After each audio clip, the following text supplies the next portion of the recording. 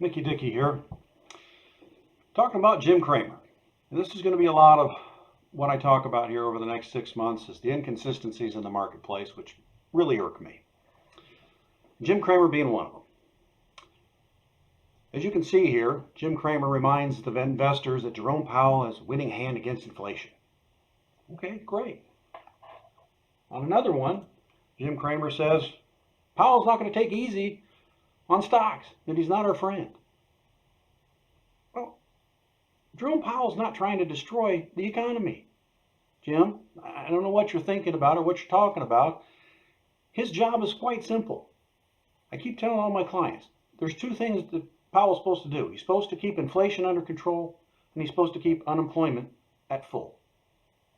Now, when Powell says he's going to raise interest rates to decrease inflation, okay, good for him. I mean, and hopefully it'll work, which personally I don't know that anything he's doing has anything to do with inflation other than housing and mortgages, but let's assume that what he's doing is working because we have gone from 9.1 down to 7.1% in 6 months, which is pretty solid.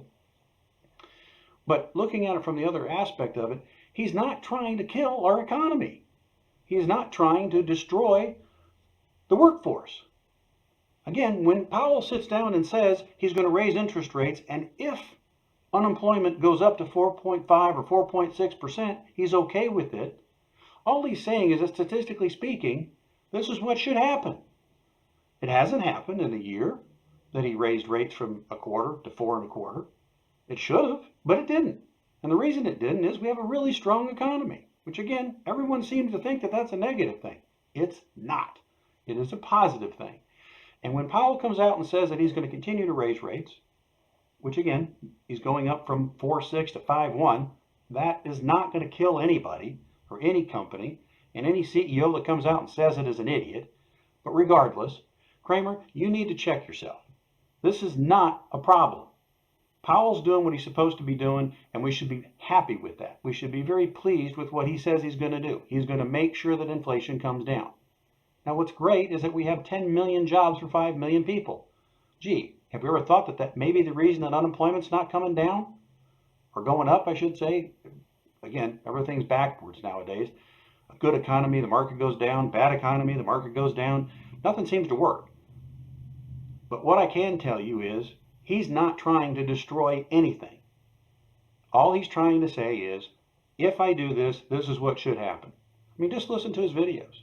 I've listened to Powell, and I've gone through what he said, and he sits back and says, we don't know why this hasn't happened. We don't know why unemployment hasn't gone up, even though we've raised rates 4%. Well, I can kind of give you a pretty good, easy answer for that. And the answer is that a lot of people, prior to COVID, were focusing on working on a two-family income, which is one of the things I've tried to work with my clients on so that they wouldn't have to do that, so they could actually have a better quality of life. Well, what COVID made them do is if you had a family where one person was making 40 grand and the other person was making 25,000 and a couple kids, and they run around like chickens with their heads cut off, trying to feed them and go to dinner, and no one could make dinner anymore. No one could do anything. Well, what happened with COVID is the person making 25 grand really wasn't able to work anymore. And yeah, they've got some money for a period of time from unemployment, but I don't look at that in that regard. What I look at is nowadays the person that was making $40,000 a year is probably making 50. Well, now they have a choice. They weren't able to go out and do all the fun things they used to do before, and I should say fun, but things they didn't need to do. But that second person, you don't have to spend money on their gas. They don't have to spend money on eating out. They're actually home to be able to make breakfast for their kids. They're home to make lunch for themselves. They're home to make dinner for the family. And instead of going on, big, huge, expensive trips all the time, they did more camping. They didn't go out to dinner all the time, so they're able to save money.